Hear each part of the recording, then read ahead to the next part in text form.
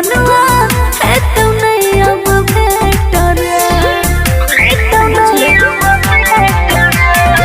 भेला बियाह हमर सेटर को दे है नंबर डिलीटर माफ करी है तोरे मजनुआ है तो नहीं अब बेटर हम बुझले कि हमर बिगाड़ के गेला के हाल कि को के दिलवा के तू बेहाल होली में जाए छै तू ससुराल कि केकरा रंग बेग गोरे गाल होली में जाए छै तू ससुराल कि केकर रंग बेग गोरे गाल।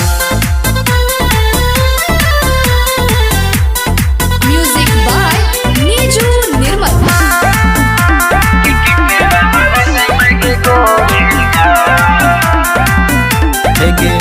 जइबे ससुरबा अपना पियबा के संगे रह छियो तोरा याद में हम गे तंगे जहाँ सुन छी मेरे तंगे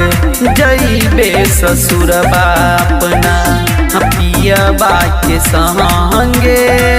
रह छियो खूबे तोरा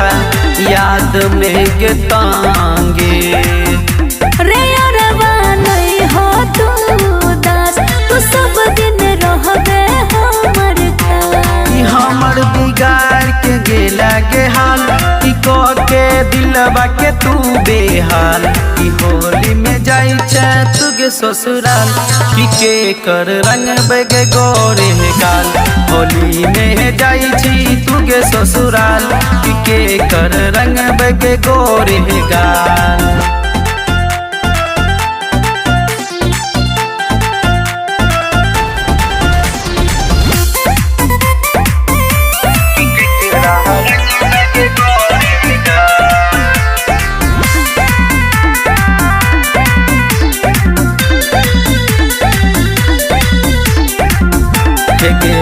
चल जब ही जान के तू बैठे के डोली में लोरा बाबा है तो खूबे सानी गे होली में सुन छी ने हे गे चल जब ही जान के तू बैठे के डोली में लोरा बाबा है तो कलाम सुन गे होली में